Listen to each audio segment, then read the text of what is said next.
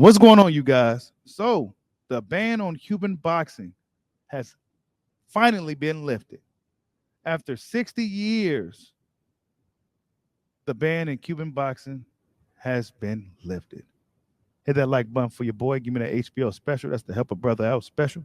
We're in the road to 11,000 subscribers. But the ban on Cuban boxing has been lifted, man. This is great news for the Cuban fighters, Cuban boxers, and the guys that's and the next crop of fighters down there in Cuba, right? Because guys like Guillermo Rigondeaux, Lara, Ugas, they kind of had to do it the hard way, right? They had to take a chance and do a lot of things just to get get here, right? To be in the position these guys are in, they had to do a lot. And they had to do a lot of planning, and there was a lot of risk in doing what they was doing. But it says for the first time since 1962, Cuban fighters are free to compete professionally without needing to defect. ESPN's Salvador Rodriguez reports that the nation's boxing federation lifted the 60-year ban after striking a deal with Golden Ring Promotions, which will host a May 20th show in Agua Calientes, Mexico. Wow.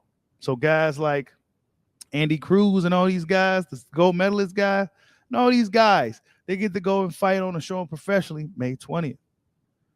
The said show tentatively features some of the country's brightest stars, including Tokyo gold medalist Julio Cesar La Cruz, Arlen Lopez, Raniel Iglesias, and Andy Cruz. This is a massive deal, finally allowing athletes from one of the most talent-rich countries on the planet to be compensated for their craft without risking their life and those of their families to do so. It also works out well for the amateur program, as they're now far less risk of their powerhouse making a break for it during national events. I'm not sure how far this will go, but if fighters too indeed have the freedom to pursue their proper pro careers, we're in for an absolute brutal influx of talent. Ooh, yeah, boxing is going to get really interesting now, you guys. Okay? And you heard the part he said here. Is this better for the amateurs? Because now there's far less risk for their powerhouses making a break for it. And this is something that a lot of those guys used to have to do back in the day. They had to defect during events, national events, where they're expected to perform, where they're expected to win for their country. And deep down, them and a few other guys were planning on defecting. This is a two-time gold medalist, and he ended up defecting. He couldn't take it no more. Guillermo Rigondeaux, you know what I'm saying? He couldn't take it no more. One of the most talented fighters ever, right? Just couldn't take it no more and found his way to America. Read something else to you guys real quick, just to give you a better understanding of what these guys really go through to get here. This was in 2008. And it says, Cuba's Olympic boxing team weakened by defections. Cuba, known to pack the mightiest punch in Olympic boxing during the past half century, arrived in Beijing with the most vulnerable squad in recent memory after a string of defections stung the team like a Teofimo Stevenson right hook. And if you guys don't know who Teofimo Stevenson is, he's one of the best amateur boxers of all time. For the first time in 40 years, Cuba did not qualify a boxer in all 11 Olympic weight classes. In the past 2 years, the Cuban team lost 5 gold medalists from 2004 Athens Olympics and a 2005 world champion. 4 defected and are boxing professionally. 1 was punished for attempting to flee, and another retired. And I think I got an idea of who those 4 guys are, right? Let's see. Let me just take a guess. It could possibly be Lara, Gamboa, Rigondeaux, and I'm not sure. The last guy may be your Dennis Ugas, but I could be wrong. The island boasts an illustrious lineage of boxers. The sport has long been a source of pride and a political propaganda tool for the Cuban government. Fidel Castro banned professional boxing in 1962, calling it corrupt and exploitative. Boxers in Cuba were then restricted to amateur competition, and many of them fought into their early 30s while their contemporaries from other countries moved on to their pro careers. Yeah, so a lot of these guys, man, they couldn't do what they had to do. And this is the latest Landy Lara on the screen here. He's one of my favorite fighters, actually. He's at the tail end of his career now. But, yeah, he's still out here doing his thing. He should be fighting pretty soon. Lara should be about 39 by now. But, the age thing ain't really a factor for these Cuban guys until they're about 43 anyway. But, yeah, he says of Cuba's 65 Olympic gold medals, 32 were won by boxers. The numbers, damn. So he says of Cuba's 65 Olympic gold medals, 32 were won by boxers. So that means everybody over there kicking ass, right? The numbers would have been higher had Cuba not boycotted the 1984 and 1988 Olympics. It's just the history lessons for some of you guys, right? Might as well give it to you. Hit that like button for your boy. Give me that HBO special, right? Give your boy Bushido that HBO special. An Olympic title was once the ultimate prize for a Cuban boxer, and champions such as Stevenson and Felix Savon, he's also another great amateur fighter, right? I believe, is it between him and Teofimo Stevenson or Felix Savon? And I think they both consider two of the greatest amateurs of all time. Correct me if I'm wrong in the comment section. Give the guys an extra history lesson, right?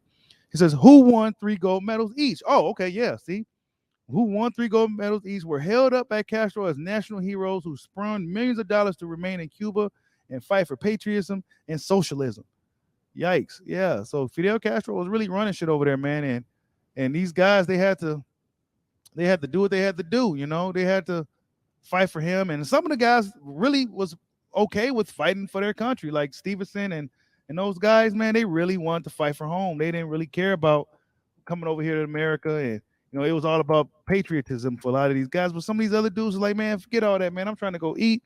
I'm about to go over there to Miami. I'm about to be hanging out on the beach with the ladies. I'm about to go over there. You know what I'm saying? That's what they was on. They're like, man, I've been boxing my whole life, right? You know what I'm saying? We some of the best boxers in the world, and we can't even go out and be great. Over 60 years, you guys, that the Cuban fighters, man, they just open the floodgates now. They just open the floodgates now.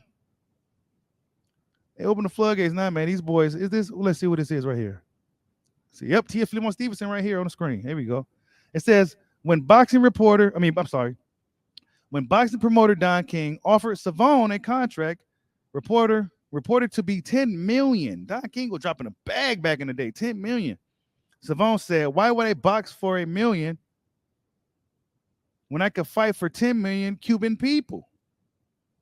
But the deteriorating economic conditions in Cuba and a changing attitude among some young athletes led to exodus after the 2004 Olympics. Yep, so those dudes got up out of there after the 2004. They was frustrated. You know, Don King was offering dude $10 million. He go to some of the dudes that I named, Julio La Cruz, Ronel Iglesias, gold medals, kicking ass, and you never really heard of him. He go Andy Cruz, another ass kicker. You know what I'm saying? But you know what? These guys, we go get to finally see them come over here to America without having to do it the hard way. You know what I'm saying? That's really good news for these dudes. Let me continue. Gold medals are wonderful, but athletes can't eat their gold medals, said Miami-based boxing trainer Roberto Quesada, who coached in Cuba from 1980 to 1991 before defecting. So he himself, a coach, defected. A coach actually defected because shit. Well, hey, we can't eat medals. We can't eat medals. Here go Teofimo Stevenson once again. Afro-Cuban amateur boxer who competed from 1966 to 86. Jesus, he boxed amateur for that long, bro? Come on, bro. Let me continue. 3 of the reigning Olympic champions, heavyweight Alexander Solis, flyweight Yuriakis Gamboa, and light flyweight Jan Bartholomew, sold their medals to buy food for their families in Cuba and then bolted from a team training camp in Venezuela in December of 2006. So, yeah, that's what Gamboa did, y'all, right? Our boy Gamboa, who has a fight coming up with Isaac Cruz, man. Salute to Yuriakis Gamboa, who fought some of the best little guys in boxing, who's still out here today doing his thing, right? Gamboa, y'all don't show Gamboa no love. He made a good living for himself being a gatekeeper. Now, you know, he's out here doing his thing. Gamboa, that's what Gamboa had to do, man. You know what I'm saying? Look at these dudes. They young as that. That's what they had to do, man. They couldn't just box. They had to plan and risk. Let me continue.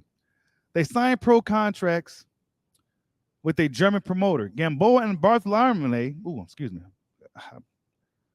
They signed pro contracts with a German promoter. Gamboa and Bartholomew trained under Quesada in Miami, and all 3 were undefeated as pros until Saturday night when Bartholomew lost.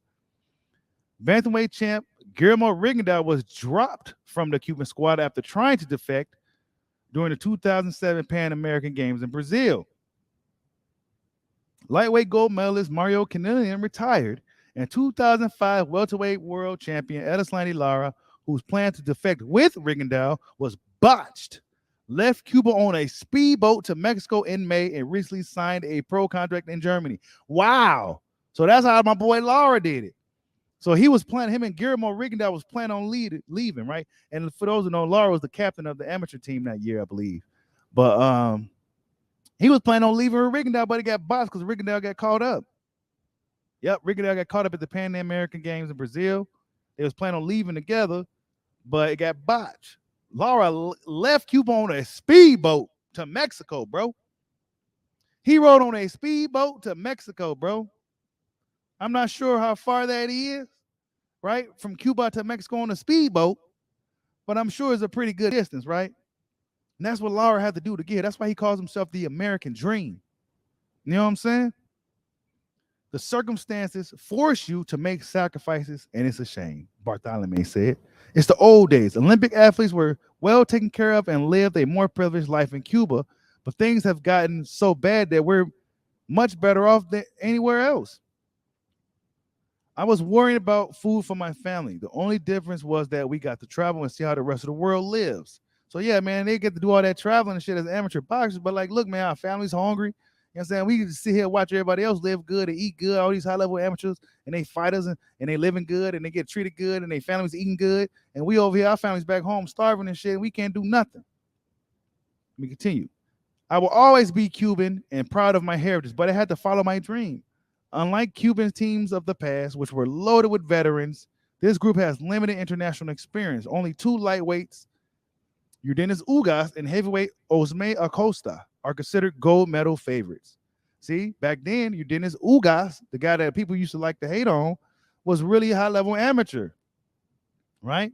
They was expecting Ugas to win gold. The team did not travel to Chicago for the 2007 World Championships because Cuban officials feared more defections. Yes, they feared defections because these dudes are hungry out here, man. We will not expose a Cuban team again to these excesses and provocateurs that in this case would occur in Chicago. Oh, yeah, I know all about this shot town. Yeah. In U.S. territory, an ideal location for merchants and traffickers to act freely with the complicity of U.S. authorities. The Cuban Federation said in a statement at that time. And let's see. I wouldn't say that the Cuban boxers are weak because even when they lose great fighters, they are other ones coming up behind them. But this team is not as experienced as they've been before, said U.S. assistant boxing coach Mike Stafford, who trains Olympian Rasheed Warren. This is back then. See, yeah, so back then the Cubans, they didn't have all these older fighters, veteran guys that should have been well into their pro careers fighting as amateurs, fighting kids coming up. The government took care of Felix Savon, and he was very loyal. But those were different times. Yeah, the government took care of Felix Savon, right? One of the greatest amateurs of all time, the guy that Don King offered all kinds of money to. Or was that the Teofimo Stevenson guy? But yeah, Felix Savon, he was loyal, right? He didn't want to leave the country. He didn't want to defect. He didn't want to do none of that, right? He didn't care about no money. He was loyal. It says the government took care of Felix Savon. He was very loyal, but those were different times. I have trouble keeping kids amateur in my gym. So imagine how hard it is in Cuba. And he said it's hard keeping kids here in America in boxing. So imagine in Cuba. Cuba sports officials are cautiously optimistic about their chances. They are not talking about medal predictions, except to say that they want Cuba to finish in the top 10 overall among all nations, which it has done in the 5 past or 6 Olympics, and which it participated. The Cubans slipped to 11th place in Athens 4 years ago. Wow.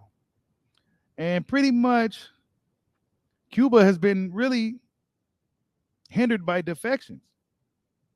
Guys defecting, things of that nature, right? Guys defecting, and is really messing up the amateur teams now. But they finally lifted the ban on boxing, you guys. This is like really significant news for Cuba, significant news for Cuban boxers, man. And guys like Erislandy Lara and Ugas and Luis Ortiz and Gamboa and all these guys, Rigo, and they can like yeah, it's finally done. After 60 years, man, we had to do it the hard way. but it's finally over. Like, subscribe, holla at your boy. Peace out.